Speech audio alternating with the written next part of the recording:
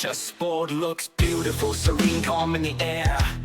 I'll survive, I've a rag, glow stick and a pear. Another freshie standing across by the trees. I wiggle, he waved, I'm dead by a BK-13. The black screen of death, it says you are dead. But I waved, said hello, still popped in the head. So again, I now go, spawned back at the coast. I moved to the town up, less players to boast. I need food, I need water, something to drink. I'm flashing red, oh shit, it's starting to blink. I fight wolves and infected, I'm on my last legs. Yes, a jam jar of Pitsy, I blocked all the sets. I got through it, although it proper looked bleak. I never gave up, I'm not one of the weak. The rules are simple in the world of DayZ. No mic, no life, or the coast you will see. Your voice is your weapon, you can use if you're wise. Here fear will halt you, that's not your main prize. A screamer, a captain, you see a car flips. Yo, it's a fucking zombie apocalypse. I just maybe dozens of times, but I keep going, I find my inner Rick Grimes. As I have learned, run through the lines in the trees, scoping out towns first, I know someone agrees. So now I made it, I have all the best loot, built a sick base and set down some roots. But that ain't it, surely it can't be the end. No, I'll want to be free and find me a friend. The rules are simple in the world of DayZ. No mic, no life, or the coast you will see. Your voice is your weapon, you can use if you're wise. Here fear will halt you, that's not your main prize. A screamer, a captain, you see a car flips. Yo, it's a fucking zombie apocalypse. No, I never trusted that guy at the coast. Oh, but what if I did? That troubles me most. The ups and downs, near death once or twice. I could have shared the experiences that would have been nice. You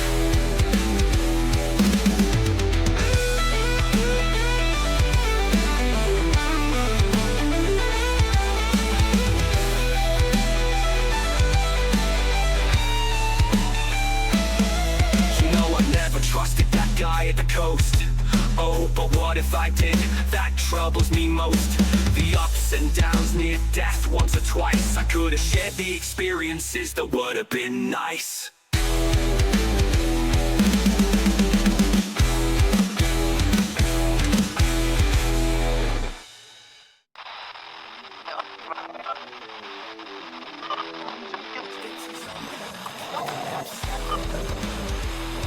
Broadcasting straight from the zombie apocalypse, you're tuned to Static Signals, a voice in the DayZ community, with your hosts, Rakan and Gunner the Runners.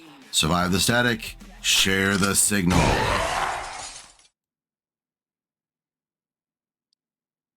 Seamless as ever. Gunner, how we doing? I'm good. I am always of the opinion. I say the last thing that I say before we went live then was there's always like there's a monkey pressing the buttons and that's me. And I'm always like thinking, what's going to show up in the audio mixer? What's going to show up on screen? And I think actually I may have done a thing. So you know what a what start. thing did you How do? are you? You did it. Like it's working. I did a thing. Yeah, it's working. I assume we're here. Or we yeah. Ms. Jekyll, how does everything sound? Everything sound okay? I don't know. She's waving. Her emote is waving at me. She's waving. She's waving. Okay. She'll let us know. She'll let us know if there's a problem. She'll let us know. All right. Well, Gunnar, how you been? How's this past couple weeks been for you? Do you know what? There's not enough hours in the day, and it got to the point where because normally I take Thursdays off, and I try not to do anything other than watch and be around and chat and lurk and try and be around for people. But I even found myself playing on Thursday as well. I can't remember what I was playing on Thursday, but I just found the need to jump on. Static Signals, dude. That's what you played. You I played did. on the Shit, Static yeah. Signals. I played Avalon. I was doing terrible things in Avalon as masquerading as someone called Derek. Derek the Hood. So, oh God, I put that onto TikTok and someone actually commented, it's so nice that you're out there showing compassion. And I was like, I literally just killed 3 guys and gave you their loot, but you didn't see that bit. But Siberia is back, and Siberia is back in a big way. I've seen a lot of people on that. Wow. We Yeah. were really lucky to jump on Wednesday for a close play test. Now, obviously, with the close play, much smaller numbers, the chances of running into players is obviously much reduced. But the map is incredible. Red Hunt, obviously, we've had him on the show before. We know what we know about his process and how he likes to create stories and build up the storyline of any run or any map. But how he keeps reinventing Siberia to be even better, I don't know. Because I enjoy, like, people say to me, "Oh, you enjoyed version 5?" And I was like, I enjoyed the shit out of version 4. And so they say, "Oh, so you don't enjoy version 5?" And I'm like, I didn't say that. Version 5 is incredible as well. Did you talk to him about version 5 at all? I mean, as in Who read? Yeah, because last time when he talked about when he did New York, that he just completely started from scratch on New York again, like as in he built it from scratch. Did he do the same thing with Siberia? It's not completely from scratch. Okay. But what he has had is he's beefed up some of the millie areas. He's actually removed a lot of things, and then it has built it from scratch, but in certain areas. So like some he's left well alone, but in some areas, like a lot of the military stuff, you just think this is a lot more developed. You can see there's been a lot more progress made with in his head, his story, I suppose. And he's changed the law round as well because he wants to make that even more disgustingly hard to do. It's not a huge one because Siberia is not a massive Deer Isle size map. But what it does have is it has lots of points of interest that are designed to kill you. And so really enjoying that. I got confident, I got cocky, I kept trying to run inland from spawn with literally a torch, thinking I'll pick up something decent on the way. But struggled. So I've realised that actually start playing back how you would do if this was any other map. Treat it some respect.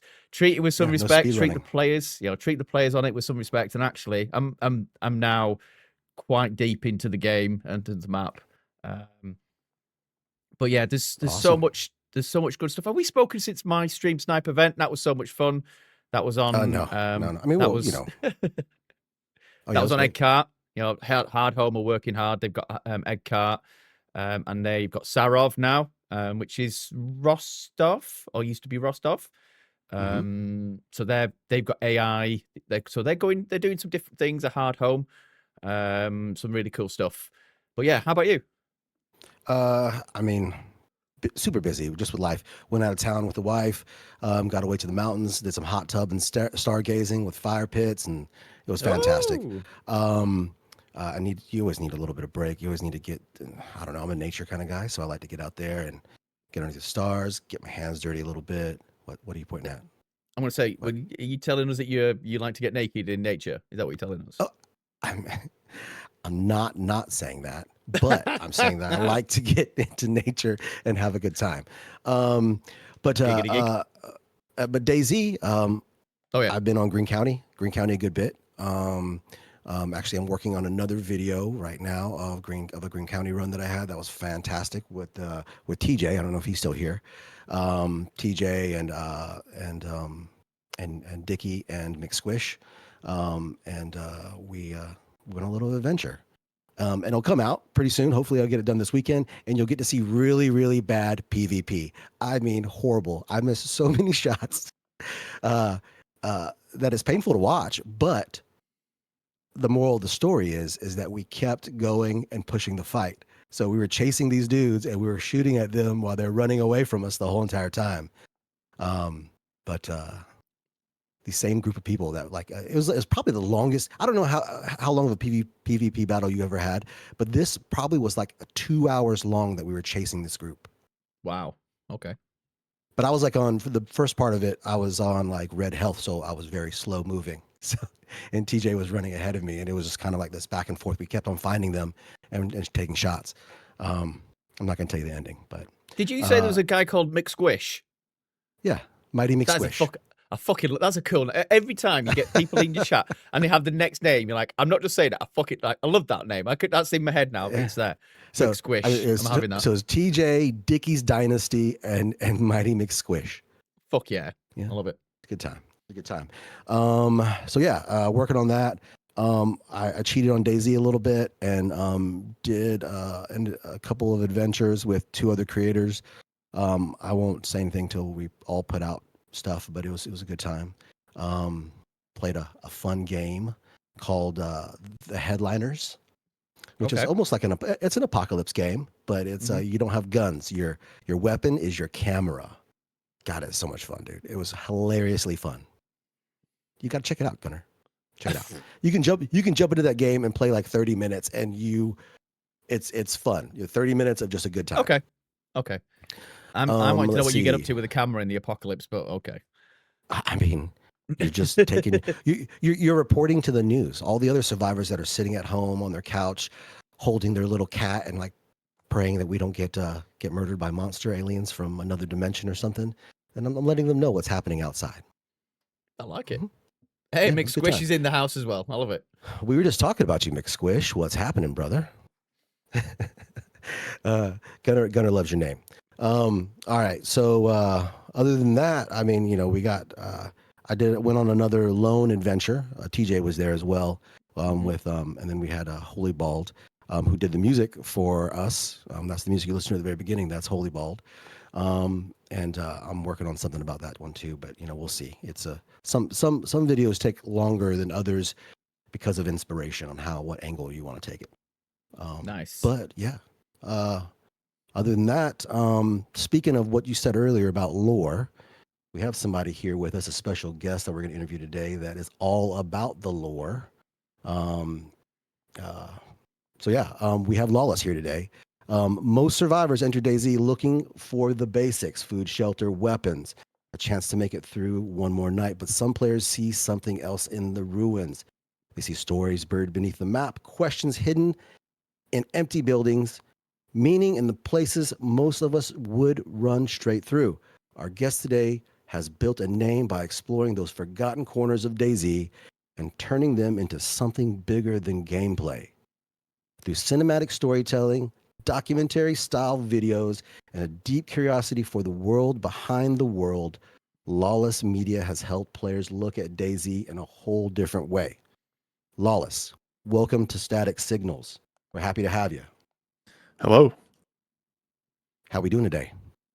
Doing pretty good. How are you all? Oh, doing fantastic, man. Doing fantastic. Typically in the past, we've had guests on here that Gunnar and I had a connection with, that we've known or spoken to or just have been basically friends with in the DayZ world. This is the first time that we're getting somebody that I've only seen you through the lens of what you put out there on YouTube, which is fantastic. I mean, I've been subscribed for a while and I've been watching you tell the stories behind these maps, and it's very interesting because I love stories. I like putting content out that is story driven and speaks about the things that some people don't necessarily think about when they play DayZ. So that's why we brought you here, because we want to talk to you about that, get into your mind and figure out what your perspective on this game that we all love is. So what was your very first death like in DayZ? Do you remember it? Because I know Gunnar does, because he's told the story several times before. What was your very first death? I actually do remember. So I've been playing DayZ for since spring of 2014 is when I first started playing. And it was actually part of my first interaction. So back then, when you spawn in between Svetlo down to Solnichny. That's all the spawns that there were at the time.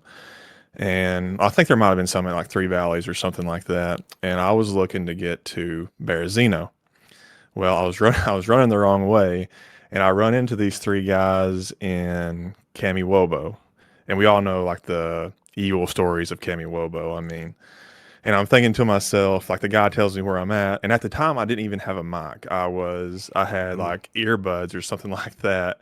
And Which I had just got my PC and I didn't know a lot about it. I thought they had like a built-in microphone that I could just use.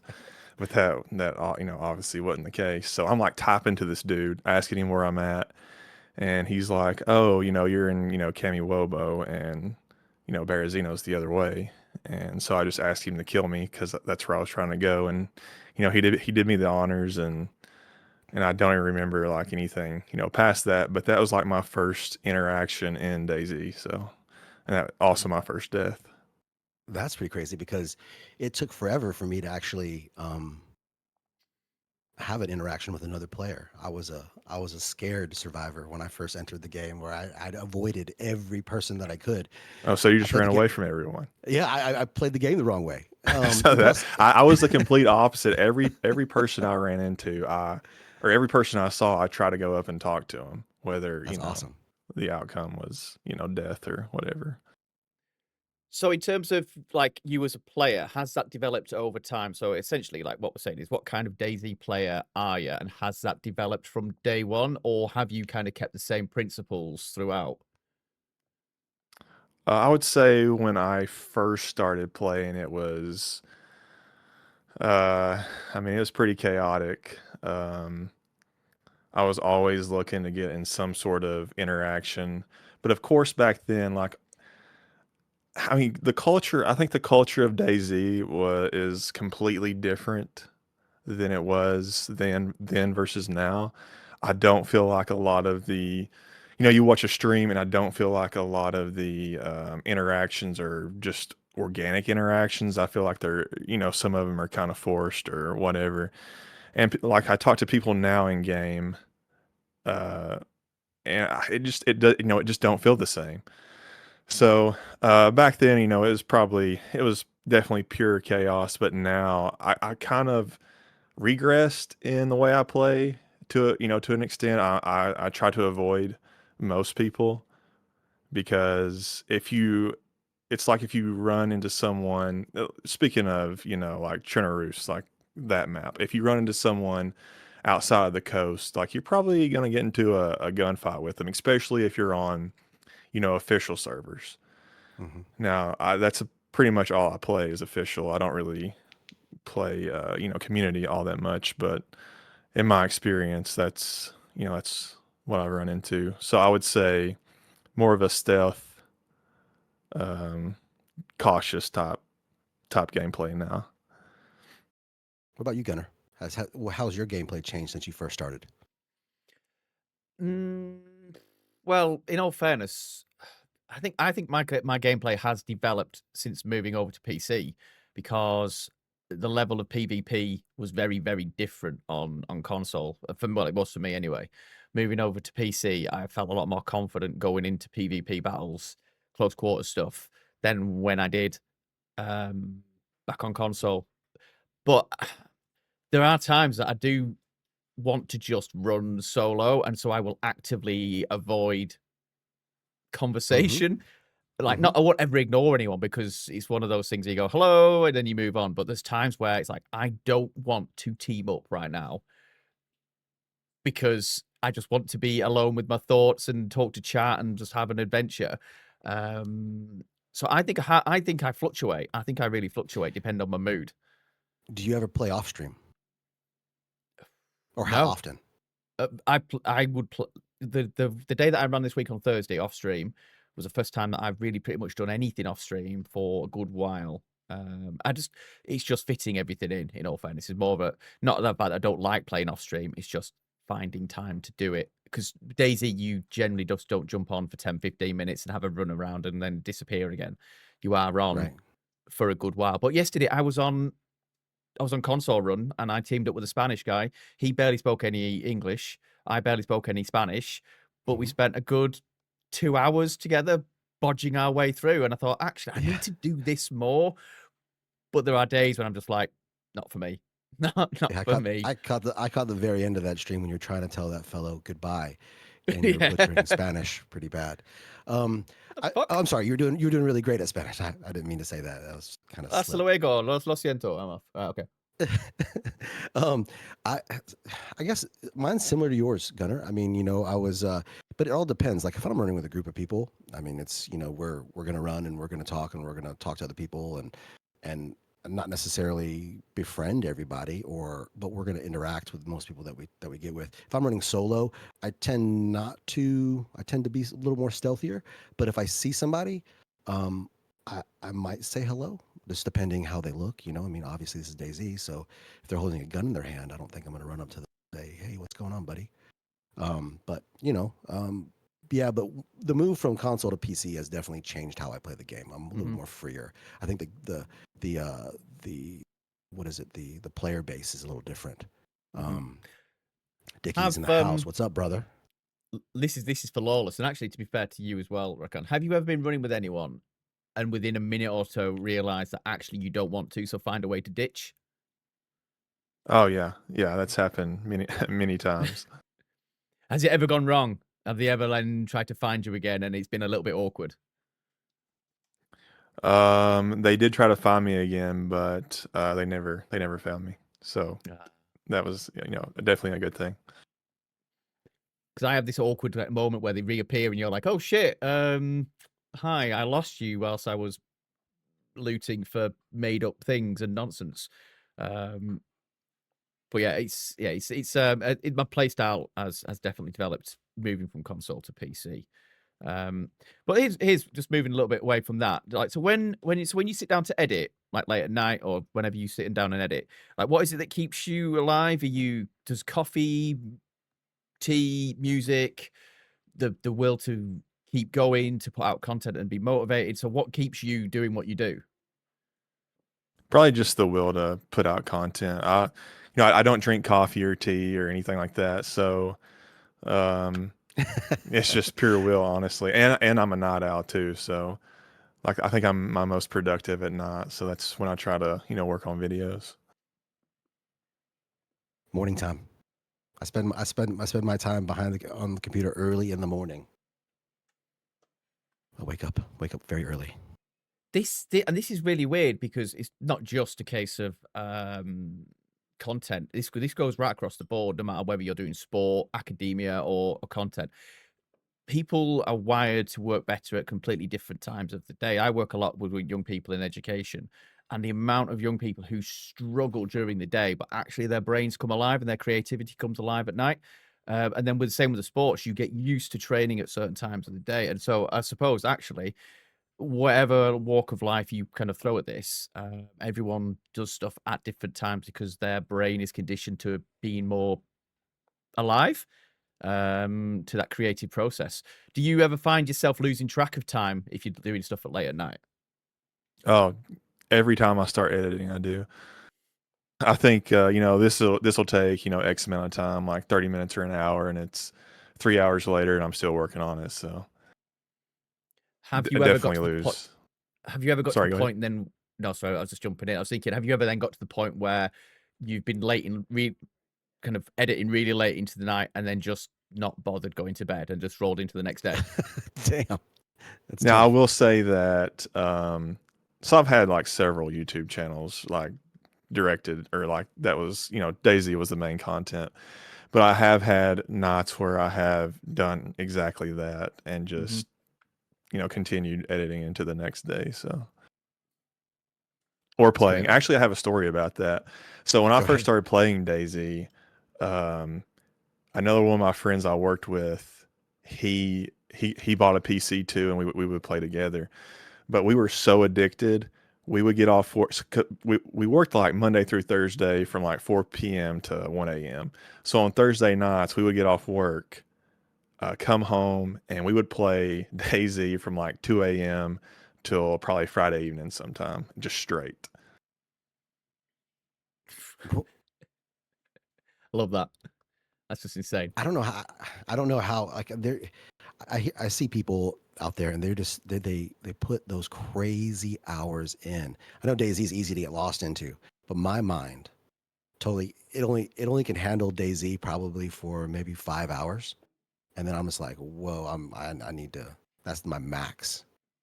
I can't go any longer than that. That's nuts. I don't know. I mean, Lawless, you're I don't know if you still do that, but Oh, that's definitely not. that's a machine type thing. Yeah, that I was s- like yeah. another level of addiction back then, Yeah. for sure. Well, I saw Brazil the other day. He did over 23 hours on Siberia, and I was like, wow. Oh Um, no, I followed Greedy for a 48-hour stream. oh yes, that was strong. I popped in and out of that for that. I mean, I was Yeah. like, dude, man, I don't know if that's healthy, bro. You might need to visit a doctor after that. Well, yeah, I talked to him about his sleep recovery, and he said it took him several days to realize kind of his sleep pattern and his hours again. But yeah, he just to go out there and throw 23 hours, 24 hours, and then to double it and go to 48 hours. Because I think there was also an element of anniversary charity and stuff like that to it. So I can get why he Yeah. would do it. But yeah, I did a 26 and a 0.2 over 2 sittings once with a few Yeah. hours rest in between. And even then, by the end of it, I didn't want to stop, but I knew I had to because my brain was starting to melt a bit. And I was just thinking, please just kill me now. And I went to bed at, I don't know what time, had a bottle of Guinness, went to bed, and then woke up the next day thinking, why do I feel so hungover? But yes, there's some Brain cloud. crazy hours out there. Lawless. Why the name Lawless? Well, I Do you want- used do- to do be you want- heavily. do you- Oh, go ahead. Sorry, go ahead. I was like, or do you want us to call you by a different name on here? No, Or do you just wanna Lawless. be- Lawless is fine. Okay. Yeah, Okay. Lawless is fine. All right. So I used to be heavily into the Arma 3 roleplay community. I don't know if you guys ever saw anything like that. I think they've all transitioned into Grand Theft Auto roleplay now.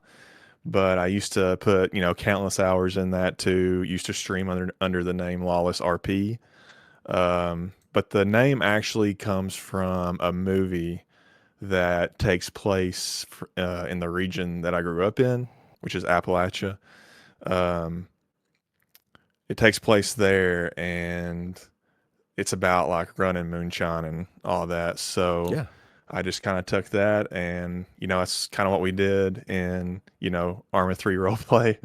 So I mean, we ran whatever, moonshine, whatever, and I just kind of implemented into that, and it just kind of stuck. I didn't know that there was a like a lot of role play in Arma. I mean, because Arma's just, I don't know. In my mind, it was like it's a mill sim, just Yeah, Milsim, straightforward. yeah. Yeah. There used to be like really popular roleplay servers. I mean, there were cops, and there were people doing different jobs, just like Grand Theft Auto is today. I mean, it was just like that.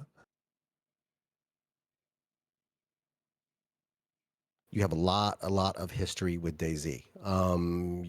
So basically you started from the mod, right? You said 2014. Standalone wasn't out yet. So when Well, you standalone jumped in- released in December of 2013. Actually, the alpha. I thought did. it was later than that. No, they released it on Steam December of 2013. Okay. So when you went into DayZ, what was were you addicted to the game first before you started thinking about storytelling behind it?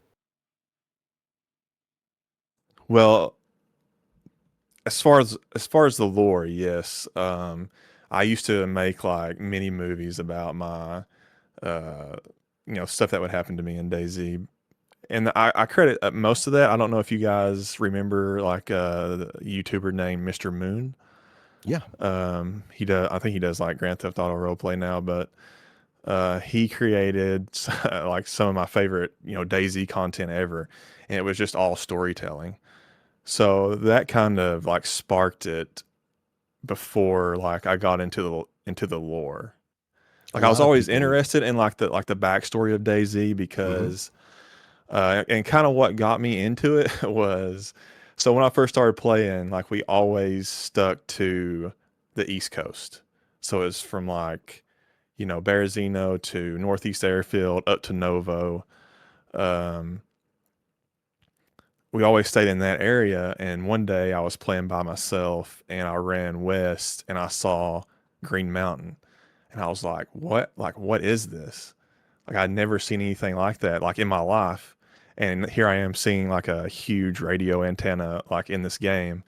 And a lot of people see that and they're like, oh, that was, like the guys that, I brought it up to, they were like, well, that was in the mod. Like, it's kind of nothing. And I'm just like, man, this is so unique. Like, and that's when I just started thinking like, like what is the backstory? Why is there a, you know, like an infection apocalypse, on this piece of land, how did that happen? And that's when I tried to start digging way back then, and there really wasn't a lot of information out there, and it just kind of, spiraled from there.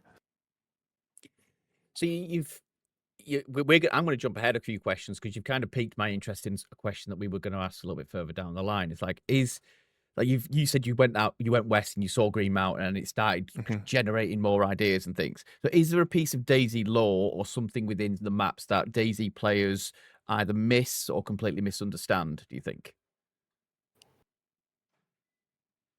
I would say most players misunderstand the you can't really call them zombies, but the infected. They think they're zombies and they're not. Like they are, according to official lore, they're still alive. They're just infected with this virus.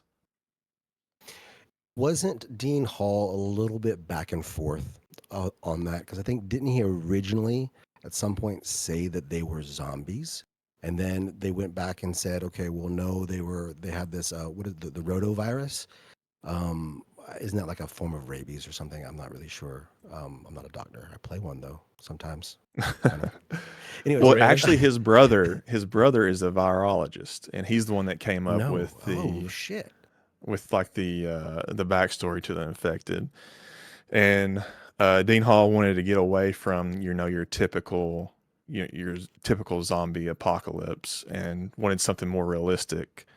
And they came up with it's based on like another I think it's like similar to rabies, but it's not. I cannot the name of the virus is kind of slipping my mind right now, but they base it off that. And I can get the name of it after we get off here or something and send it to you.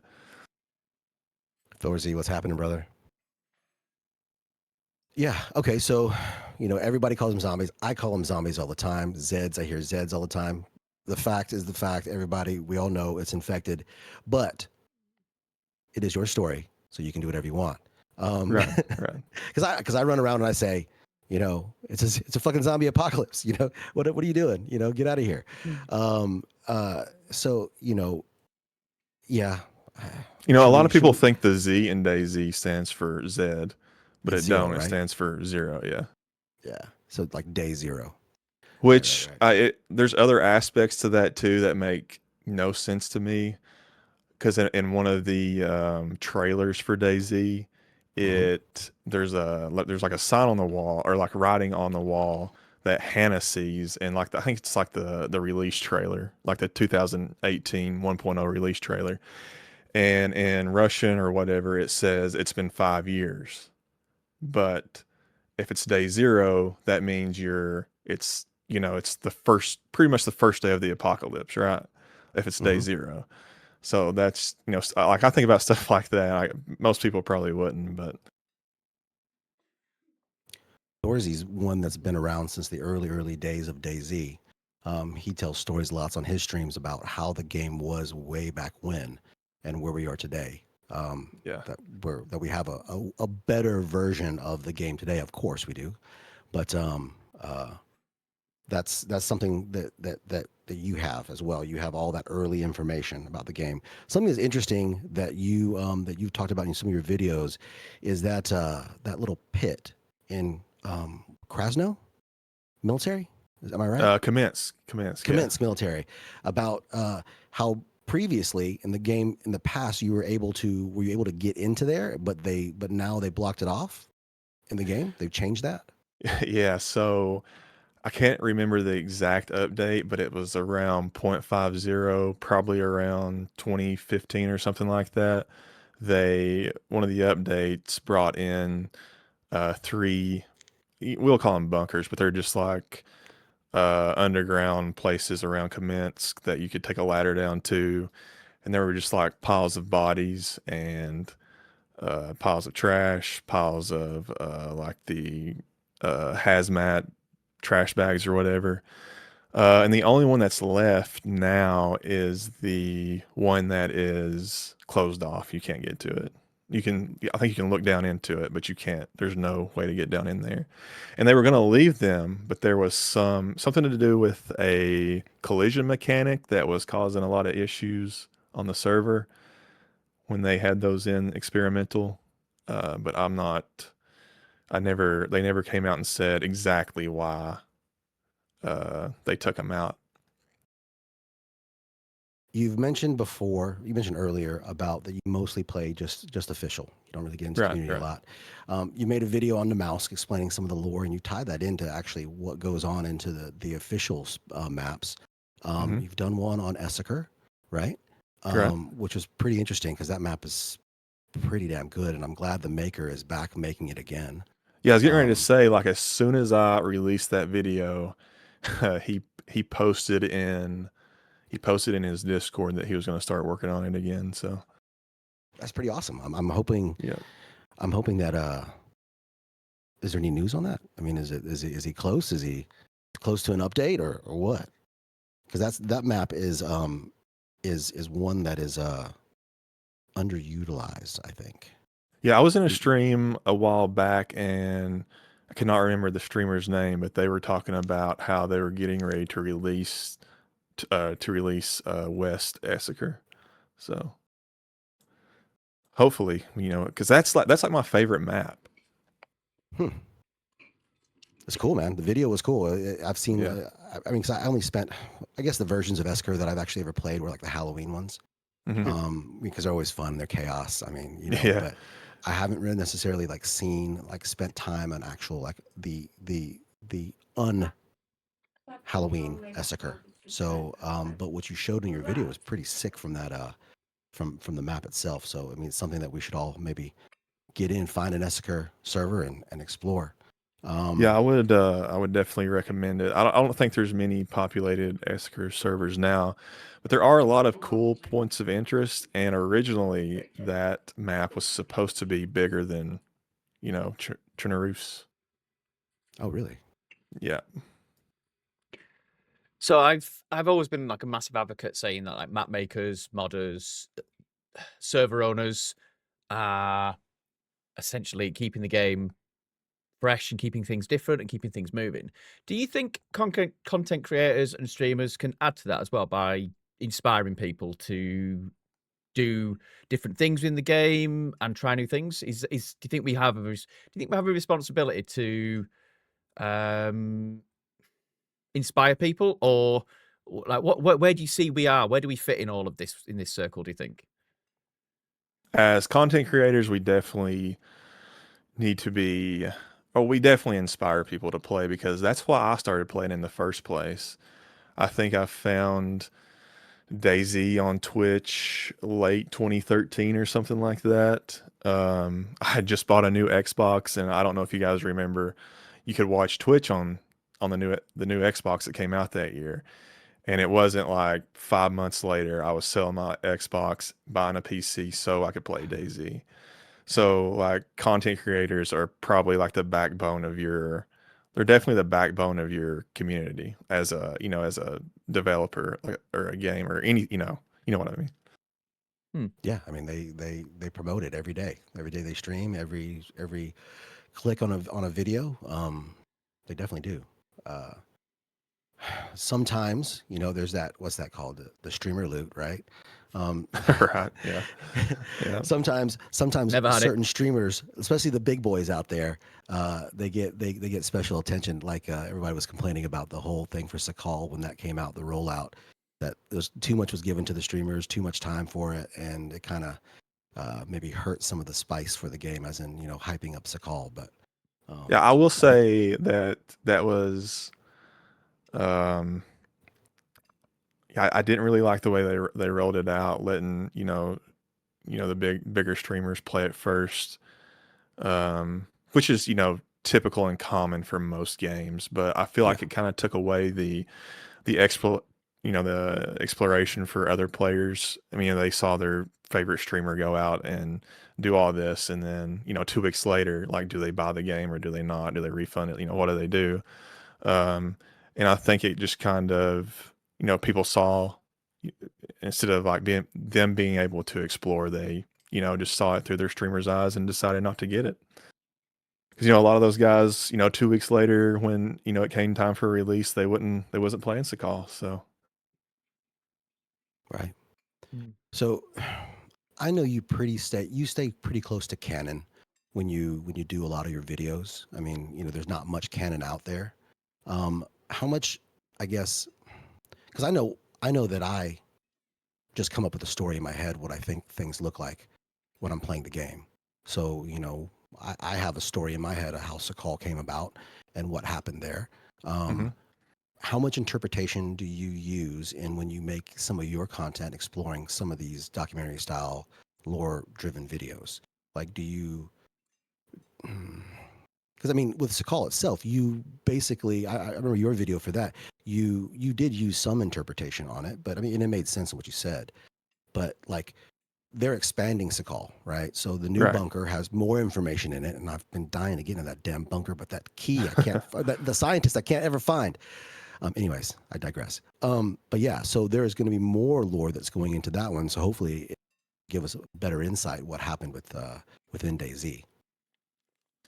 So I think my interpretation of Sakal was basically on Bohemia's website. When they were promoting Sakal, there was a quote that they put out about it from from a survivor, so to speak, about how he thought it was the last refuge, and he went there to get away from the mainland that was infected. Like, there was infected everywhere, and there wasn't supposed to be infected on Sakal. Mm, So that's where most of my interpretation for Sakal comes from. It's just that one quote.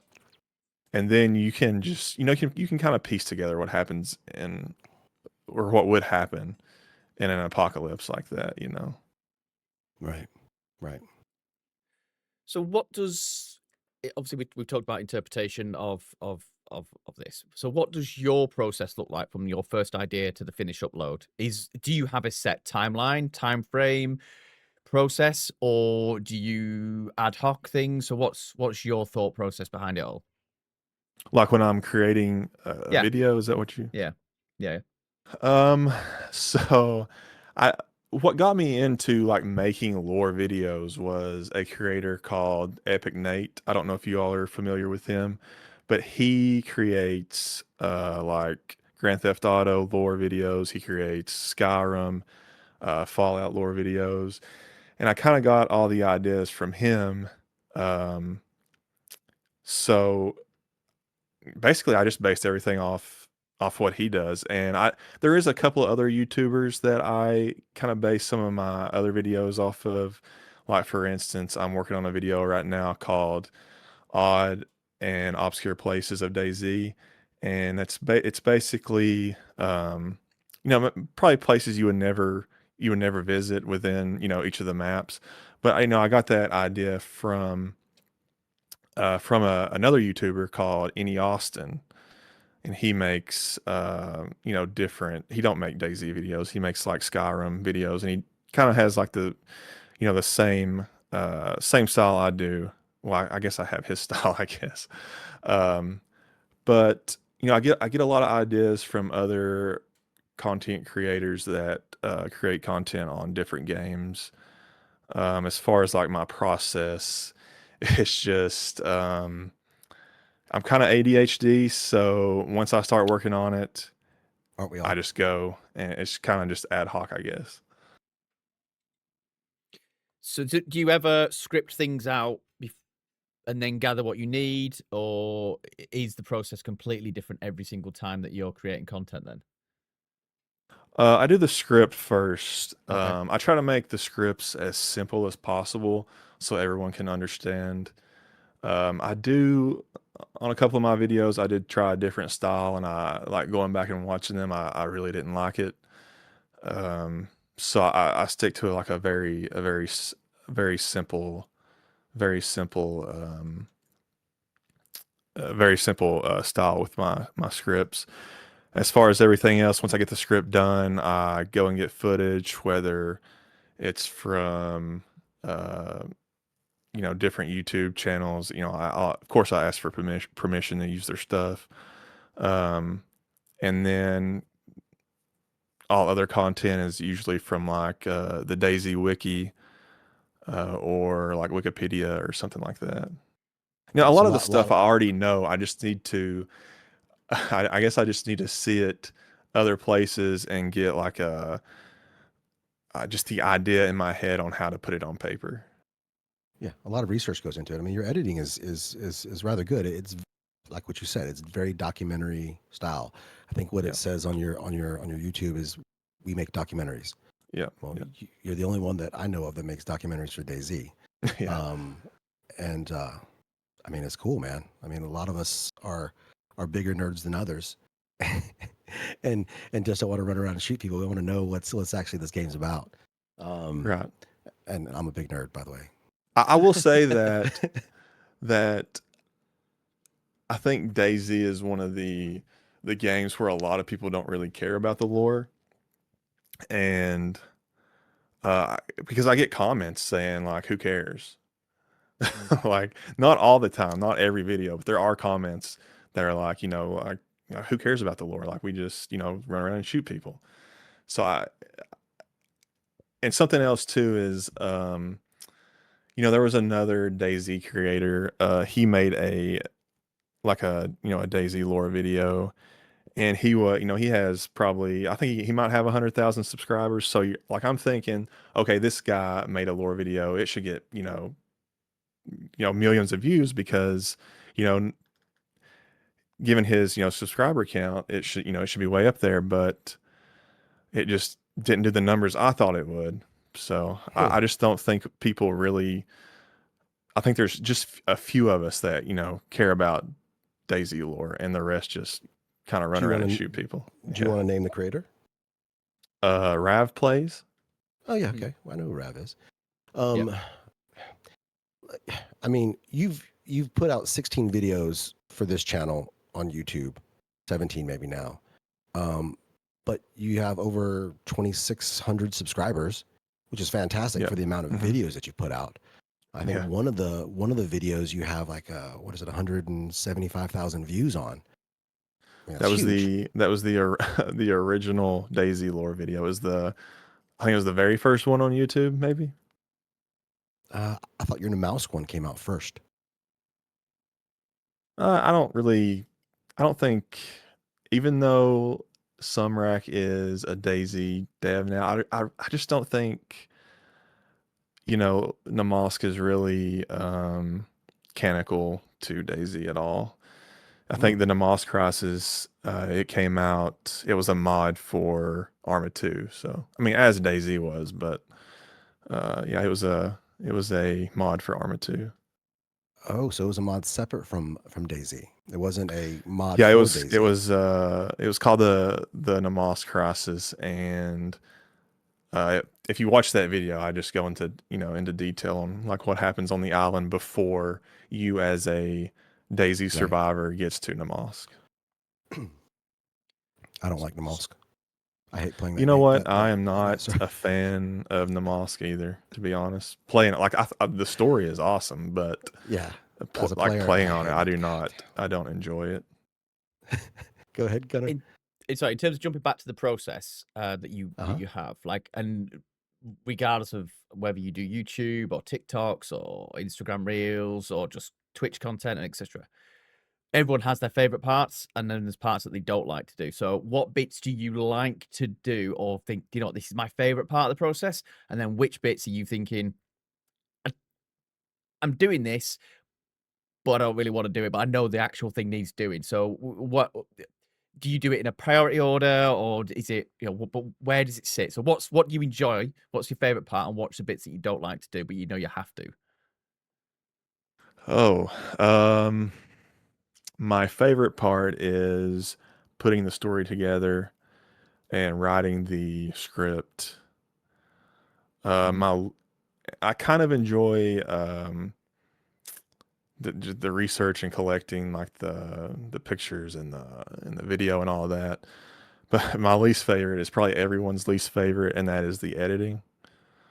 I like that. I hate it. Like I hate editing with a passion. I don't know about you all, but that is just my least favorite thing in the world is editing. I like to edit. I like it. Sometimes I like it more than playing the game. Sometimes I don't. It goes back and forth. But I like editing. Sometimes I won't play for 2 weeks because I'm working on some videos and I want to get out. So I don't know. It's fun. I was telling Gunnar earlier. Yeah, you were here. This was when we were having a little chat. You know, reliving the really bad PvP in my brain, or watching it over and over again, just missing every damn shot and getting frustrated again. So yeah. What I know that they'll never change Chernarus. Probably never update it again. It is what it is. What part of that map do you think has the deepest untapped potential in them maybe changing to explain the lore better, or to create a better story for that map? Hmm. You know, I do think out of all the maps, it does a great job of telling telling the story. We God, can switch to there's so Livonia, because I know you did a Livonia one recently. I yeah, know that yeah. needs a lot of help. Livonia does. Oh yeah, for sure. Well, I mean, it has a few. I could just go on for days about it, but not saying they don't need to change anything. I think that um, the files you find on the Namosk files, and it kind of tells the story of what happens on the island between the time of the nuke that hits versus the time the survivor gets there. I think they probably I would like to see that implemented just into the game period. And I think each map should have its own set of files that you get and read, and it tells you, like what exactly happened to initiate the apocalypse, what caused, like who was patient zero, how did he become patient zero, all that. So probably adding files to the game would, like the mosque, would probably that's I would like to see that as far as, So I guess that harkens back to what I was saying earlier about Sakal with the new bunker. We saw the brief scene in there to where there's like a computer and there's a bunch of papers and stuff and like posters on the wall, like this was somebody's conspiracy room or something. mhm. What have you seen it, by the way? Because I didn't ask you that earlier, did you? Because I haven't gotten there, but have you gotten to that on experimental? I have not. Hmm. I haven't seen anybody on stream get there either.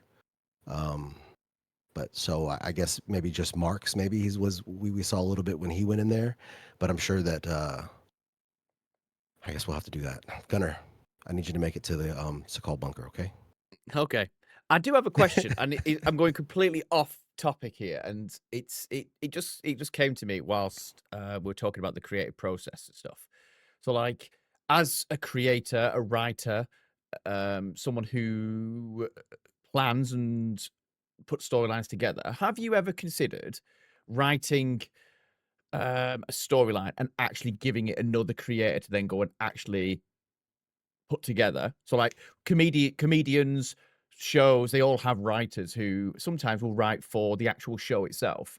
Has that ever been a part of your plan? Has it ever been brought up? Have you ever been approached by another streamer to say, I want you to write me a script, essentially? Or do you think that doesn't fall into the DayZ content creation world, do you think? I don't, DayZ being as random as it is, Hmm. I'm not sure if that would work. But I've never been approached, or no one's ever reached out for me to do anything like that.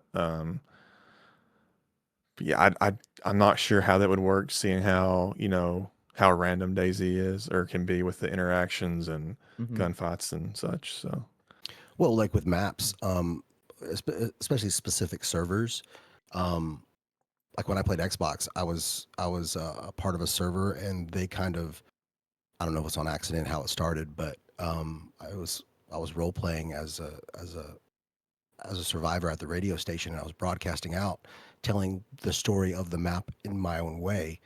And they were developing, the server owner was developing the map around the story that I was um, giving. So he would make changes to things, and that's kind of how that went on the map, as in adding stuff to certain islands. Because I was talking about the shipwreck, and when they introduced that to Sakal and just how certain things were going on, things were being changed around the map. So I mean, that's something that I know that can happen. As creators, we can go out there and help change that. Like servers like, was it Deadline, right? I mean, they Hmm. they created a whole new story with DayZ um, around that map, and which is pretty wild. So I mean, Dab did something pretty crazy, pretty ambitious with that.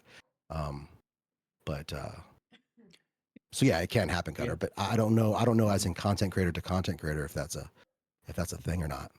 Yeah, I just find it really amazing that you've got so many really, really good content creators out there putting like stories together and stuff like that. And then sometimes when you watch other streamers, you think, oh, that would be amazing if they were a part of this. It's just wondering Hmm. if DayZ and all content creating has another level upon it where you've got writers putting together storylines and stuff that actually then they go, do you know what? That doesn't. I put this amazing piece of work together, but I don't see me delivering it. Whereas I see you going out and delivering it because you have a different persona, a different way of delivering things. It's just me jumping ahead to what does DayZ content creation become? Um, does it become something else, or does it stay as it is with content creators doing their own work and stuff like that? So it was just my brain just putting something together just off the I'm cuff. I'm going to speak on something for this, Gunner. I know that Cam Can't Run is working on an event for June. It's a month-long event to where he's opening up a server. He's kind of creating this server, and basically he's going to watch how everything unfolds in God mode. He's going to record it, and he's going to make a video out of this. Basically, it's an extraction event. At Mhm. some point, you go through all the moves, the God moves that he gets you to do throughout the game, and if let's say you're in a group of 5, whatever, only 2 people can get on the helicopter and be extracted off here. Almost sort of like how Deadline works, right? After 21 days or whatever, you only 2 people can get into the rocket ship and leave. Well, he's doing a whole month event where the players that are on there will be interacting and creating factions or whatever they are. And so basically, he's going to make content based on this event that he's creating. So, Okay. so I guess content creators are going to script for a content creator, basically, Hmm. Yeah. without scripting. It's just playing the game. So when you remove, I'm not saying we remove it, but when you strip away the scripting, the editing, the videos, and the research, how do you like to play DayZ in your own time? Does that make sense? Like, do you play slightly differently, or play very differently? Or do you just go fishing? Well, it depends on what map I'm on. If I'm on Sakal, I usually just fish the whole time on the coast or something. Yeah, But right. uh, lately, well, for a while, I usually just play solo. And like I said earlier, it's usually like stealth, or I try to Mhm. avoid as much as I can. But back in the day, I always ran with 2 or 3, and we were always causing chaos, taking people hostage, or just doing whatever we wanted. I don't know if you guys checked out. I have a video on my channel called DayZ, but it's 2014. I mean, you can watch that and just get a Mhm. sense of what DayZ was like back, and it's kind of the same. But there's a part, there's a section in that video where me and 2 of my friends we set up a shop in downtown Berezino, and out of nowhere there's like a French hacker shows up, and he's like dropping all of his gear for us, and it's just chaotic, and just kind of cool. So Have and this, I suppose this could happen to us all. Have like those types of moments that I'm talking about, I suppose. Have you ever been playing and something amazing has happened, something cinematic that you're thinking this would be perfect, and then try to recreate it? Or do you leave those moments to where they are? I just hopefully I have the record button on and just leave them where they are. Okay. Okay. Always press the record button, Gunner. Yeah. Always. Um, you were saying something earlier that's on the on the tip of my brain. You posted earlier, or not earlier, maybe a week ago, about a collaboration with a PvP Chad. Oh yeah. Are you working on something special out there with a PvP Chad, or what do you what do you Well, do you have cooking? I'm trying to. I'm trying to get I know one. His name's Gunner. Yeah, I'm trying to get a.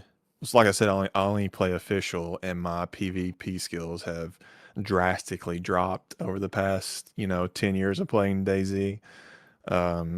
So yeah, I'm trying to get someone to kind of carry me while I venture through the um, depths of official servers. Oh, Like what do you have I'm at a cooking? point where I don't know if I want, with my channel at least, if I don't know if I want to keep um not keep, but I don't know which way I want to go with my content. I want to try a gameplay video and Mm-hmm. see how it does. But also a part of me, eventually I want to split off from doing just DayZ, documentary style content, and slowly, bring in other other games or other historical things that have happened. I don't know. I don't really know where I want to go with it. Right. Is so basically you're branching out. You want to try some different things with your content creation in Yeah. DayZ. Yep. Awesome. Do it, man.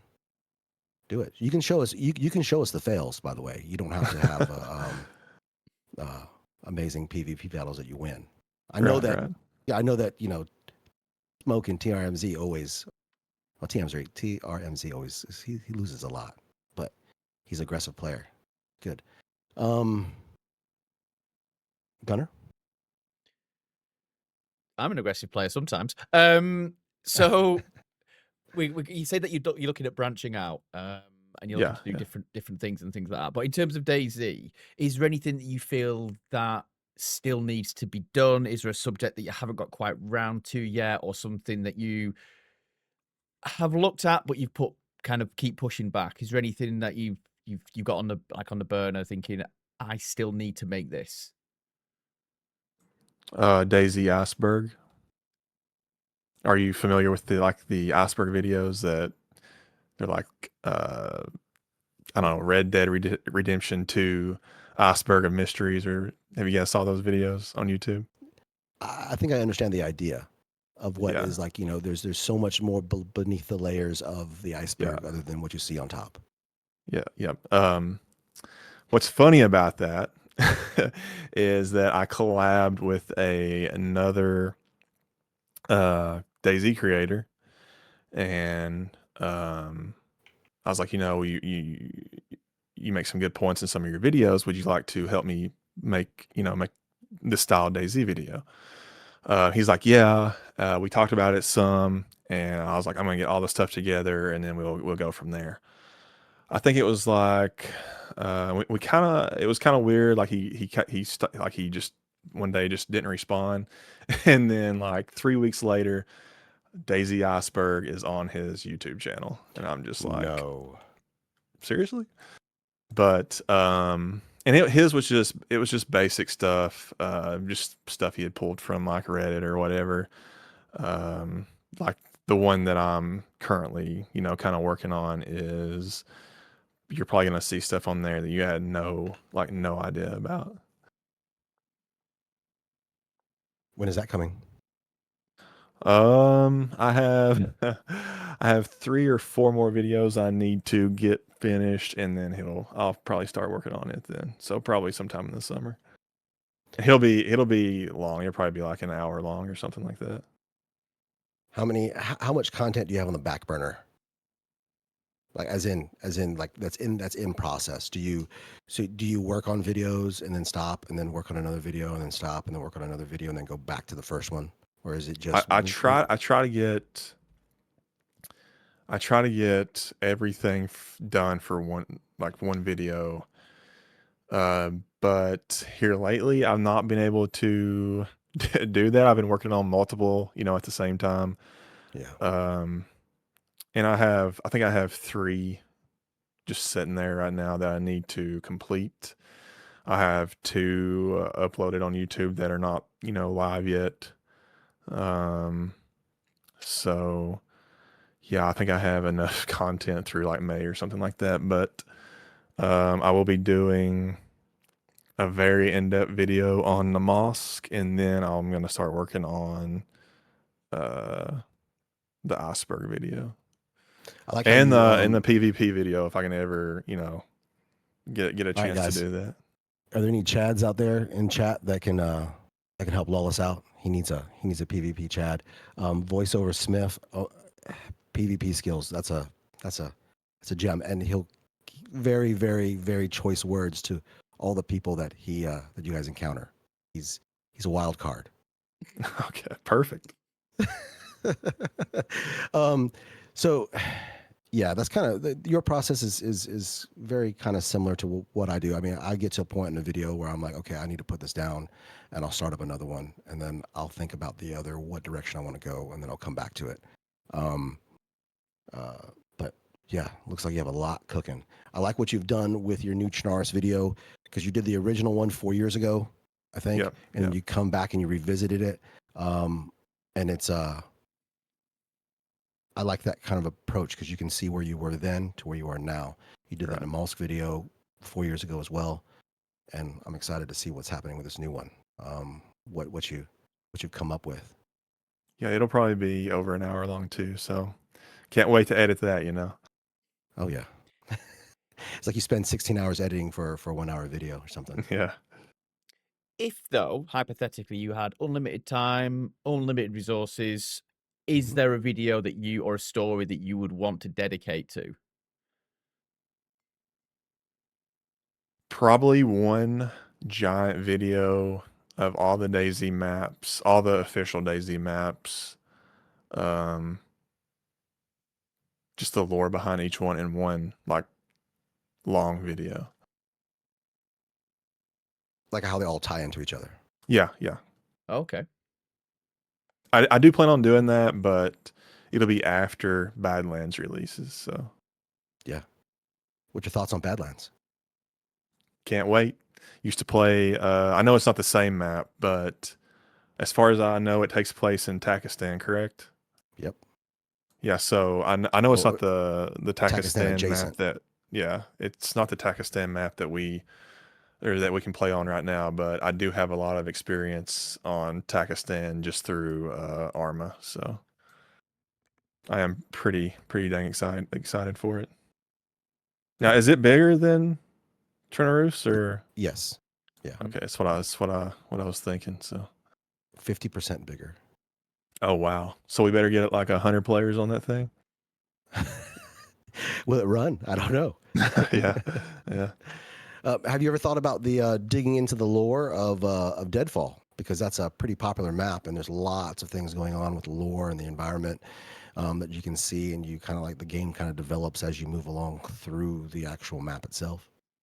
I have been. There was a post or something I put out, and someone suggested Deadfall. So maybe in the future, I have been, contacted countless times about making a Deer Isle lore video. Oh yeah. But yeah, I might reach out to the devs or just the owners and see what they can give me, because I've never done the the story for Deer Isle or anything like that, so I'm not very familiar with it. Not many have. It's a very rare club. You may have just answered the question that I'm about to ask, but you might have a different answer. But are there any other creators, modders, or devs that you'd like to collaborate with on a video or on a story?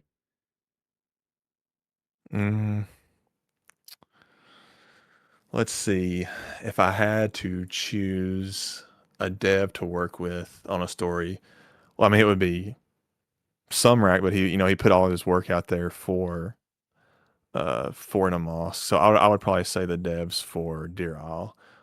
For one, it's been my most requested, and two, it's just kind of fascinating. So Yeah. In terms of getting those requests, are you ever inspired by the requests that you get from your comments, or does a lot of the storylines and creation still come from yourself, or are you influenced by what people are asking for? I usually already have the ideas, and if Okay. someone comments it, like my most recent video I put out Monday, a few people have been saying, like, when are you gonna do, when are you gonna do Chernarus? When are you gonna do Chernarus? So I decided to go ahead and drop that one. So I am kind of I have most of it already, Hmm. either in a notepad somewhere or in the back of my mind. So What's your favorite map? I don't know if we touched on it earlier. Essiker, Oh yeah, you did. You did say Esker was your favorite. that That's or that or Chernarus, okay. That's typically the answer that we get is Chernarus or Deer Isle. I can see that for sure. Yeah. What's your favorite sound in DayZ? Because DayZ's full of lots of sounds. I don't really have a particular favorite sound, but back in back in 2014, things were so buggy that you would hear random sounds in game from like all the way across the map. Like you would hear like someone would open a can of Nata Cola and down in Balota, and you would be in Berezino. You could hear that. Not every time Yeah. someone done it, but just sometimes. That would creep Yeah, me out. probably. I don't really have a particular sound, but as odd as that is for me, uh, well, just in general, I would think that was probably like one of my favorite things about DayZ. And you would hear like random zombie noises. Well, not zombies, but infected noises. Like how they do their little scream or whatever. You would hear just like a short sound bite of that occasionally, just randomly. Thorzy says the old SVD. I don't know what the old one sounded like. Yeah, I can't remember. Can't remember either. I think there's Oh, a sound. probably impacts. Probably Okay. the impact from a firefighter's axe into an infected. That was probably my favorite sound from DayZ. I don't know if it's there anymore, but um yeah. Can you recreate it? No, I cannot. Don't fall into this trap. He likes doing this. Normally it's me doing something silly. But I can't get over the sound the P1 mag makes putting that in. That's not natural Yeah. noise. It sounds beefy. It sounds like the Vic when you're putting a Vicky mag in. It's like, but then Yeah. you've got a P1, and I'm like looking at it going, what the fuck is this nonsense? And same with the lip smacking. I'm out. I'm out. Oh yeah, I can't stand that either. The candy cane lick, the slurp on the candy cane lick. I mean, we don't often get candy canes, but that's an interesting sound. That's ASMR right there. Someone clip that. Wow. Do that again, but holding your mic. Worst way to die. What's your worst way to? What's the worst way that you've ever died, Lawless? Oh, I have a short on my YouTube channel from the worst way I've ever died. Server crashed. I was in Vibor military base. Server crashed. I was in like one of the bunk houses there, and I spawned back in. Or like when the server came back up, I waited a bit, spawned back in. There's a guy behind me, and before I even took a step, he shot me. So that was probably my worst way that I've died. Other than going back to DayZ back in the day, like 2014. I mean, you would be climbing a ladder, and it would just kill you, or you'd be walking up steps, and it would just kill you. Those are probably some of the other worst ways I've died. But spawning back into that bunkhouse and due to a server crash and getting shot in the back as soon as I spawned in is probably the worst way I've died. And I was fully geared Same too, way. so What was That was Rakan? yeah. You've died in those ways. I've seen you die on a restart. You restart, come back in. On you're fully Deadfall, geared. yeah. Yeah. With yeah, with It's like Caddyshack, perfect. yeah. Yeah. With Phil. Phil. That hurts. It hurts a lot. That. oh, y'all know Phil? Yeah. Oh We're good yeah, friends with we know Phil. Phil. Oh yeah, she was in she did a little piece in one of my videos. Yeah. Yeah. I met Phil I on the reached out to her Mask. actually, and I was like, Yeah. "Hey, you think Lawless wants to do an interview?" And she's like, "Yeah, this is his Discord name. Find him." I was like, Get "Done." She's actually just released. I was in her stream yesterday, and it is one of those moments that I was glad I was there for, because when you watch it back as a TikTok, you don't get the before and aftermath of what happened, how it was set up. But they were running out of Electro, and they were going past the medical and like the little camp, and they saw a guy, and they're like, "Let's go rob him." She was with Psycho Sweet, and they robbed the guy at the next checkpoint, and they're saying, drop your stuff. And Phil's doing the usual robbery stuff, and Cycle Sweet just drops the guy, knocks him on con. He's on the floor. They stand on him and say, "Listen, I'm going to give you a chance to live here, and you just need to give me 5 ways that you could eat chicken." And I'm thinking at this point, what the fuck is Phil talking about? Okay. And this guy, either he panics or he has some weird life going on. And the first thing he says is, "Through a straw." The second thing he said was with a through exactly with a fork, with a spoon, and then he leaves the best one until last, and he goes, "Through my nostril," and feels like, What? you've only given me 4, and then a teammate just nails him, and then there's just fits of laughter for a good 30-40 seconds because they can't believe what DayZ golden nugget they've just been handed this guy. But Phil I've run with Phil a few times. She's an amazing content creator, streamer, an all-round brilliant person. She's really nice. I actually met her on the Mask, and I got sniped, and I thought, she set me up. And it might have been you, Rakan, that came in my chat and go, maybe just go back and you'll be okay. And we've gotten really well since then. But yeah, sorry, we digressed Feels great. massively there, talking about Phil. So if you're Phil, there, Phil. Hello, Phil. Phil put out a series with that she did with a run with Thorsey. She met him in game organically, and they did she put out a like a 4-parter series. Mm-hmm. Recently really changed name as well, because obviously we know her as Phil, and on her Discord she's Severograd Phil. On Twitch she was Caddyshack Clay, but now she's switched, and I think she's Severograd Phil across the board now. Yeah, I saw that announcement. So yeah, she's really cool. I've a lot of fun. She is going to make an appearance in a few of my other videos too. So nice. Can't wait for that.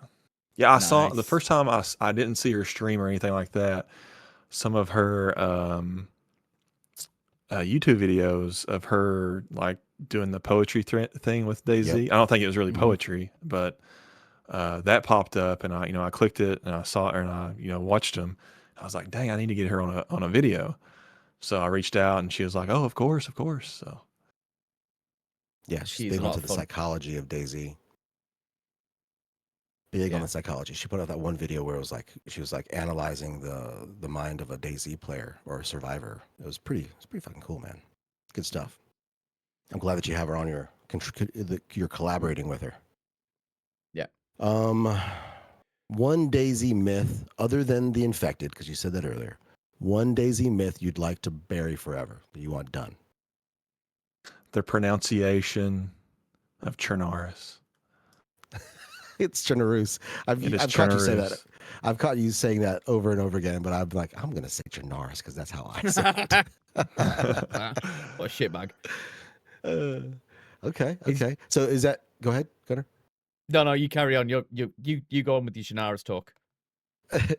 So that's basically the Czechian pronunciation.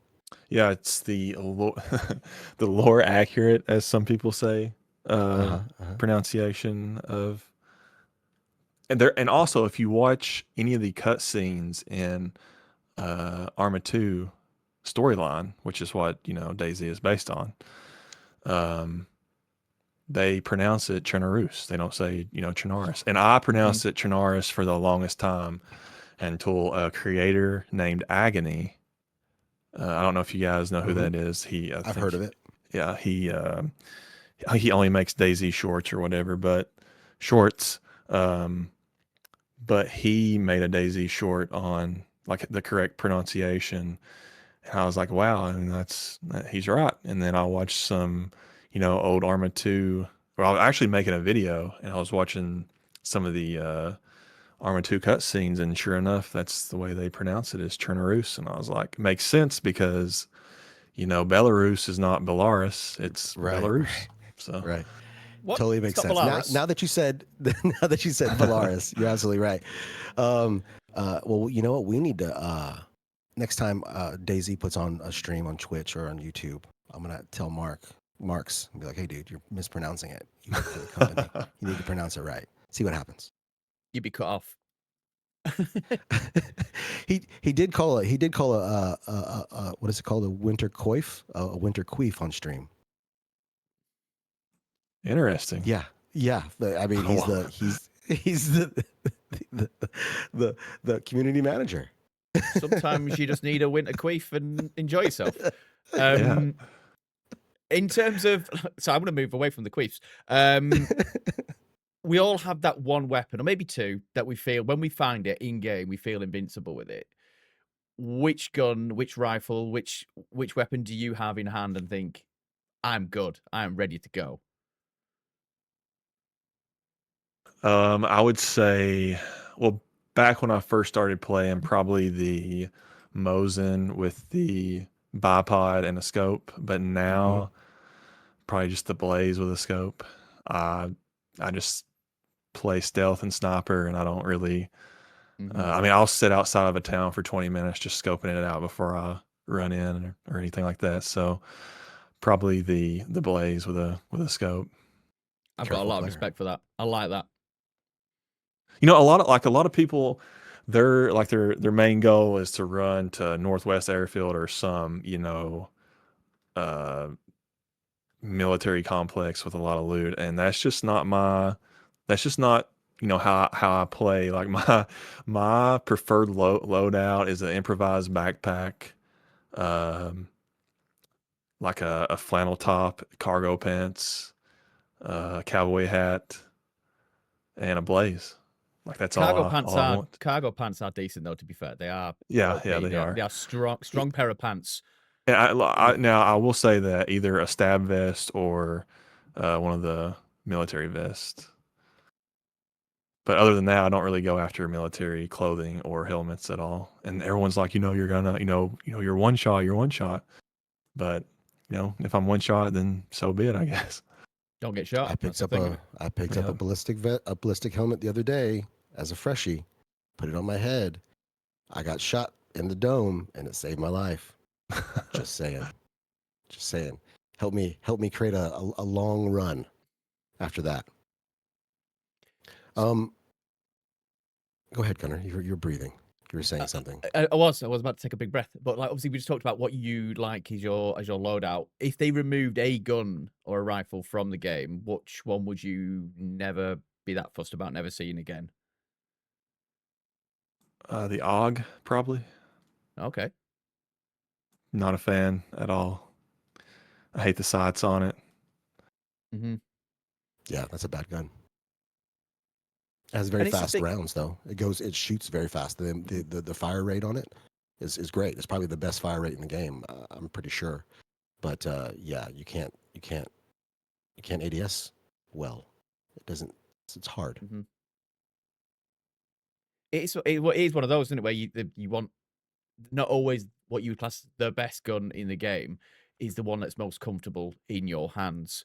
So I do get a little bit of hassle sometimes when I get a little bit giddy about finding a Blaze. But it's like I feel comfortable with this in hand. Not that I don't like that or like a double barrel. Ooh, those are my two favorite. I was gonna say the R12 is pretty damn handy. Yeah. Not a fan of the not a fan of the pump shotgun you find in police headquarters, but the double barrel or single barrel shotgun, I could run the whole map with it and not be upset if I didn't find anything else. Have you seen this now? I'm getting it in chat about the Blaze from OGT. Doesn't care for the Blaze. Some people don't. I mean, Sour loves the Blaze. You see him pick up a Blaze, he's happy. But there's other people that play that are the bigger shooters. They hate the Blaze. They think it's garbage. I don't know. A Blaze with a hunting scope is pretty powerful gun. Yeah, I mean pretty much the best gun in the game almost. Ooh, P1. Both rounds go off at the same time. Yeah. P1 is pretty worthless. So let's move away from the gun side of it then. So which item would you be happy to see just be completely removed from the game altogether? Because sometimes you come across stuff and you're like, well, this is pointless. Is there any items that you think, you know what, let's get rid of it. Don't need this. Some of the melee weapons I don't really like. I get why they're there, but some of those, like the hay hook, which I don't think is the hay hook in game, or am I thinking of the sickle? The sickle. Oh, Sickle, yeah. I don't really, not a fan of the sickle. I don't, past any type of melee, I don't really, I see a use for most things outside of, and I get melee too, but like you can take out a zombie or like an infected with your fists, so I don't really need a melee. The meat tenderizer. Pretty damn worthless. Yeah. No, I didn't even think about that. Yeah. Unless you're a base builder. For sure. I did, unless you're a base builder, you can't find a hammer. I did learn the other day that the meat tenderizer can open up a can of beans. It opens up cans. Somebody said that in the stream that that a meat tenderizer you can open up a can with. I don't know if it's true. You heard it here first. Anybody? So the sport sucks. OGT. I find the crowbar is so underpowered as well. I was gonna say the crowbar too. Like the pipe wrench and the crowbar, you'd expect it would be similar. You smack someone with a pipe wrench a couple of times, and they are going down. Crowbar, you're bashing away, and you're like, "Why am I losing a melee when I've got a crowbar?" Yeah, I'm not suggesting going out and beating people up with a crowbar, but Jan said the thermometer. Jan, you don't know what you can do with that thermometer. There's some pretty crazy things that can be done. I have had my temperature taken by someone in game. A medical professional. Yes. It was for an SVD. Oh. Yeah, he's like, you want this SVD? I need to take your temperature. Oh, sorry, I misheard you. Oh, yeah. For an STD. I was like, oh, fair enough. Moving on. My God. Do you? All right. Yeah, go on. 20 years after the outbreak, Lawless, what does Chernarus feel like to you? Now, there's been DayZ maps. There's been DayZ servers that have come out, like Deadline. I think there's one called 2035 as well. That's a mod that's out there that shows DayZ in the future, like after 20 years after the initial outbreak of what Chernarus is today, unofficial. But what does it look like to you, as in a lore, or as in what survivors would see? Oh, I mean, I think 20 years after the outbreak, I don't think there would be any infected left. I think, that's a good question. I don't really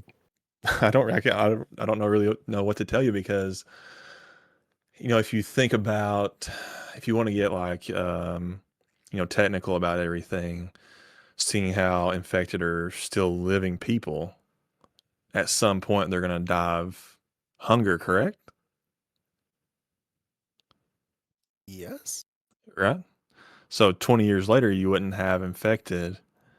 But they do, we have found human meat. This is official, human meat in infected's pockets. So are they eating humans? They just keep it in their pocket like Napoleon Dynamite. Yeah. Yeah, I don't know how they put it in their pocket, but it's there. I mean, do they eat each other when when one dies or something? Like, I don't. But I think 20 years later, I don't think there's any infected. I do think parts of civilization are coming back. Um, and plus, you're at this point, from like everything we know, like with the gas strikes, you know, people who are not infected, who are still in the military, are, they're trying something to clear out the infected, because once like one of the contamination hits a town, like all the infected are removed except for infected in gas suits. So I do think civilization is either rebuilding or starting to rebuild. Um, so yeah, I don't think it's as chaotic as it is right now.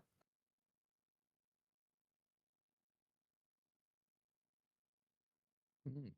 I don't know whether anyone's listened to the podcast We're Alive, and I don't know whether it is inspired by DayZ or if there's an interlink, but there's a lot of the infected will die out, but then they start eating each other and mutating, and there is another element of the world trying to drop bombs on them to get rid of them. It's really weird. When I was listening to it, I'm thinking this does sound like there is obviously a longer version storyline about where this can go in 20 years' time, given the fact that if they are just infected, then what do they need to be alive, essentially?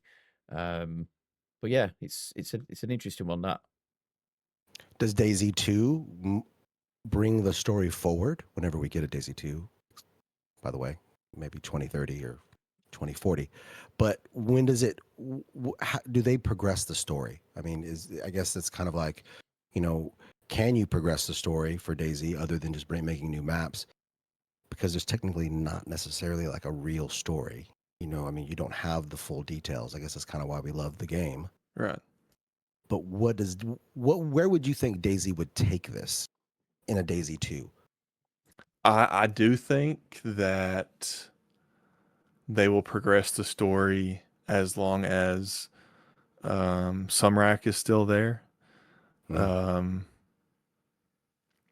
as far as where I think, DayZ 2, like what the implications are, um, it's up for debate. I think, well, I don't know if you guys remember, but there was a Bohemia leaker that leaked that they were actually putting together a dev team for DayZ 2, and it just never happened, right? And it's happening now. And it's happening now because DayZ does have their own office now. They do have their own, BI's invested heavily into them. Yeah. And I remember TRMZ said recently that this last time that he's visited, he's seen more people in that office than he's ever seen in any of his visits previously. He says that it's doubled or tripled the amount of people working on DayZ.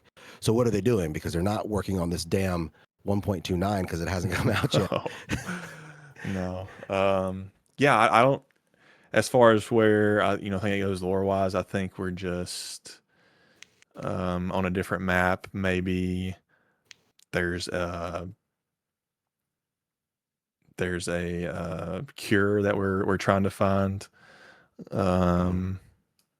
Yeah, I'm not sure where it goes. It just depends on on when we get it, the dev team, all that. I do think it'll take place in Denmark. That's the rumor I've heard. But I guess we'll see. That's from that leaker, right? The pictures match an Arma map from Denmark. Yep.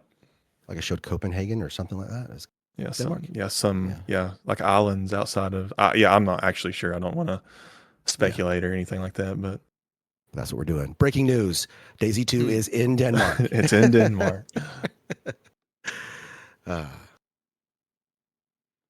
Is there any map or region of the world that you think that you would like for us to see, for DayZ as players to be next, other than Badlands, other than what is it called? What is Badlands called, Gunner? Pakistan? No. It's called. Oh no, yeah, there's an official name for it. I forget. Yeah, I'm I'm not, not. you know, I'm not looked a lot into Badlands at all or anything like that, but I am pretty excited for it. So Is there another region of the world that starts you with a want to see? D, I think. Maybe a jungle map. Yeah, I think maybe a South America map, Brazil. Yeah, Brazil, Argentina, Chile, or something like that. I think that would be Nasdara. cool. Nazdara, there's Thorzy to the rescue. Nazdara. Hmm.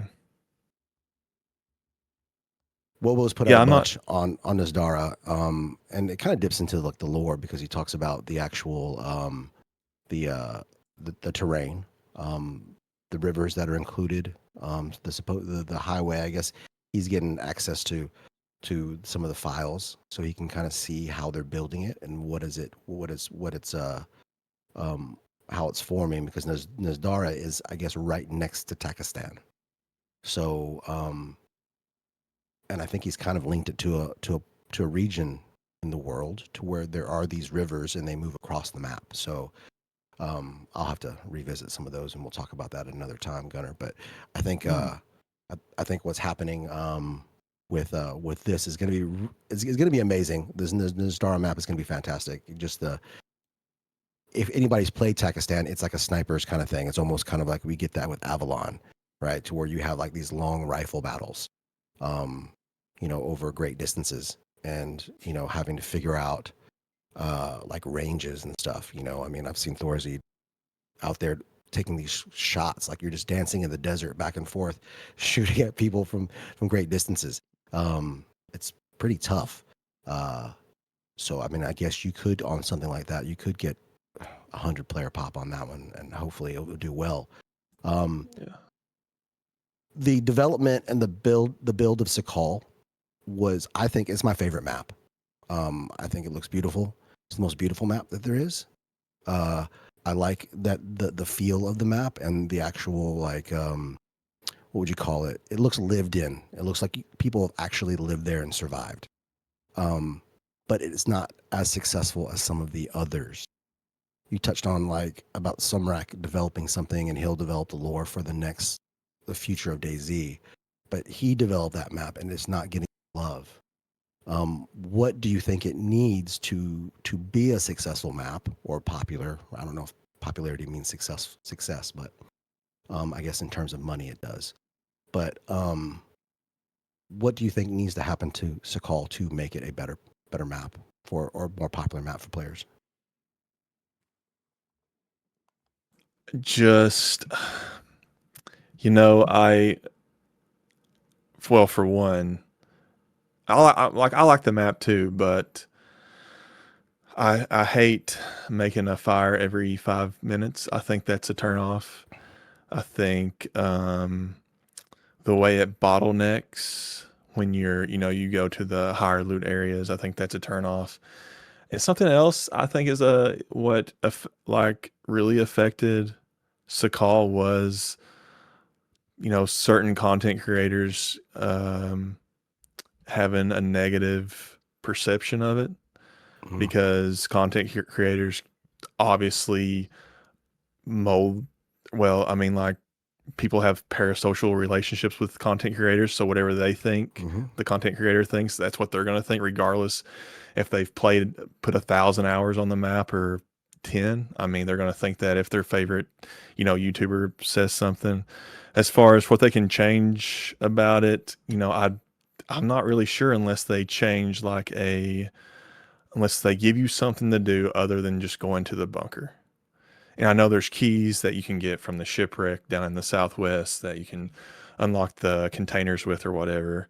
But I think at that point,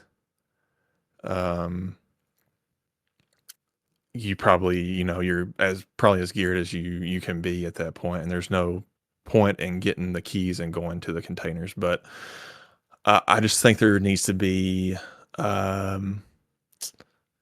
something more to it than just going to the bunker. It's kind of like Livonia, that's like your main goal there too, is make it to the Livonia bunker, right? Right. So Right. I think there just needs to be more to it than just going to the bunker. And there's lots of empty spaces in Livonia. I mean, Oh, just yeah, empty. yeah. But like what's it called? You have empty spaces as well. Right. The shipwreck that they put on Shantar Island. Shantar is a big island with has nothing on it. I mean, there's Yeah, I was going to say with nothing. So yeah, there's a cave, and then there is a spring on that island, but there's nothing else. I mean, they have so much opportunity to put like a medical military facility or a bio lab or whatever. As well as with the other islands, you can put things on for players to explore. And there's several ways to get to Shantar Island. To jump the ice sheets, or you can take a boat to it. But they've missed the boat on making Sakal better, because you can add so much more. And there's not really that many servers out there that have actually, that I know of at least, have changed Sakal to make it a fun map to play. And I don't know. I don't recall any that have. Not even like your rearms or anything like that. I don't think they have a Sakal map either.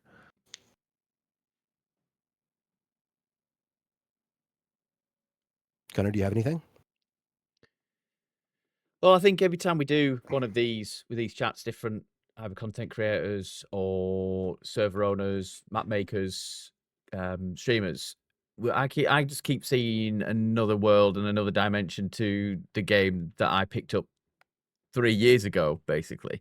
So I know we've only had like an hour and 40 minutes together, but it has kind of opened my eyes to a new kind of new wave of what DayZ can be, is about, and the way that I approach it now, I don't know. I might look at the certain maps a little bit differently, and I think as a content creator, I don't know whether that is one of your actual aims, but for me, just listen to you for an hour and 3/4, I'm starting to look at maps in a slightly different way now. Good. Yeah, I think they definitely all tell a story just by their environment, especially, the original, Chernarus, as you all call it. Fun fact about Chernarus, all the cars in Chernarus that are on the main roadways are either going west or north. They're not going toward the coast. On the I'm now main going to be roads, looking at for that. least. I'm now going to be looking for that when Details. I'm on there. Yeah. So I where are shouldn't they say headed? all of them. The majority of them are heading Okay. away from the East Coast. Yeah, I'm glad that I could, provide that for you, that you look at maps, are going to look at maps a different way now. Yeah, definitely. No, that's the goal. That's definitely my intention. One of my intentions with my, my content is so people look at DayZ a different way, other than, hey, there's infected, I'm going to go kill people. So the next video you have coming out, when and what is it about again? My next video is, hold on one second. Let me make sure I get the title correct.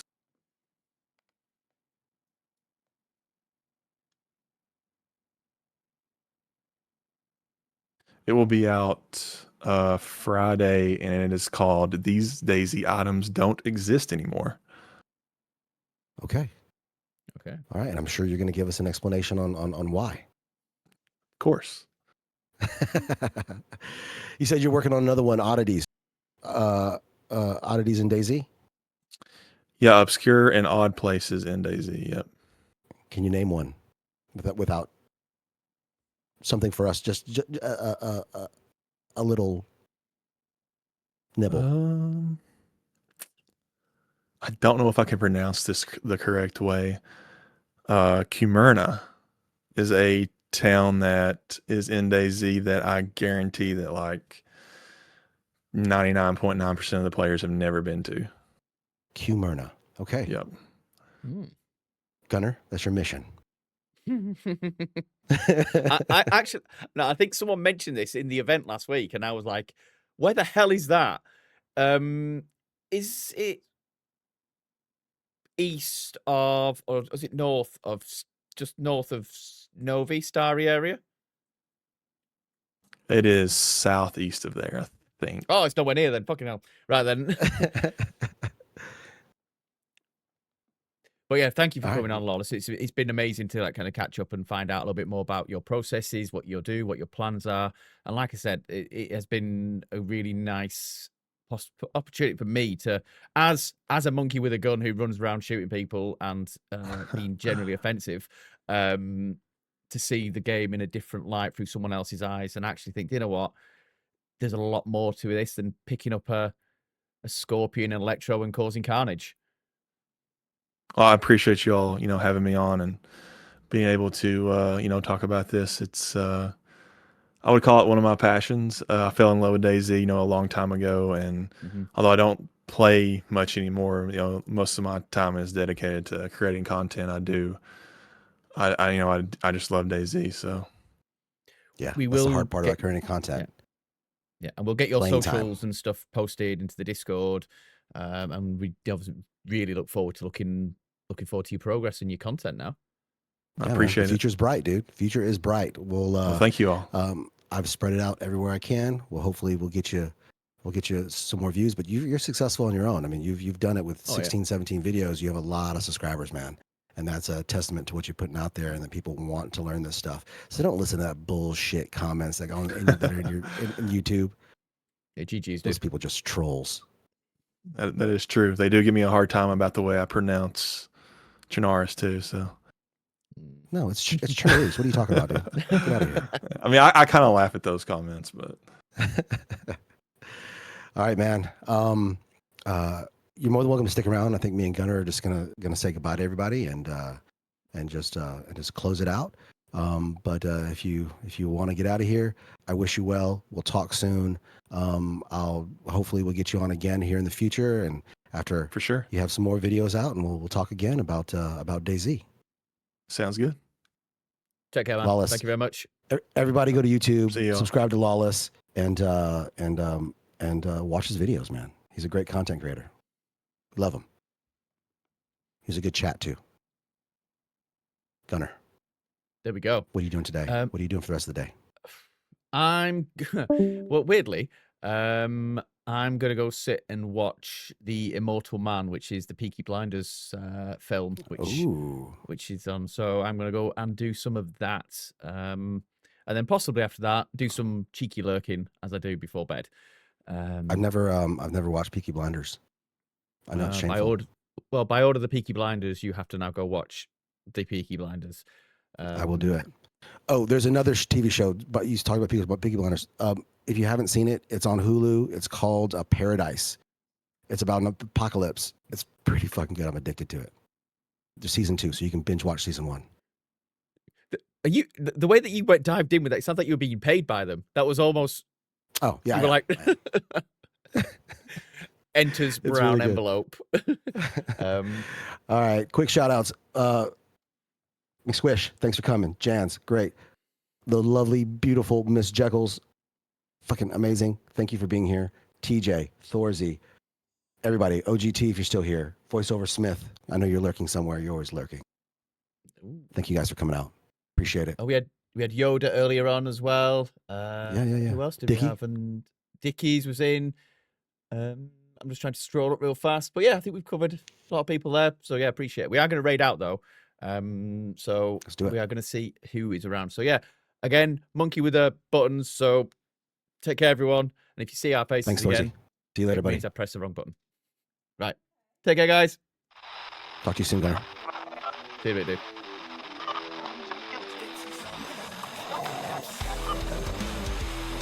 Broadcasting straight from the zombie apocalypse, you're tuned to Static Signals, a voice in the DayZ community.